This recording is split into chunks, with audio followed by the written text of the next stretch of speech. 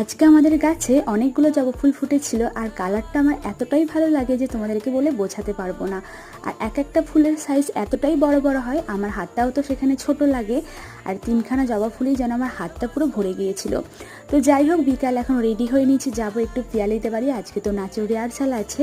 আর আজকে যা গরম, মাথাটা এমনি খারাপ হয়ে যাচ্ছিল। আর ছাদে রিহার্সাল করার সময় ছাদে যে তাপটা উঠছিল না, প্রচণ্ড গরম লাগছিল, তোমাদেরকে বলে বোঝাতে পারবো না। জাস্ট ওখান থেকে ফেরার সময় আমরা প্ল্যান করলাম আজকে ফুচকা, পাপড়ি চাট আর আইসক্রিম খাবো।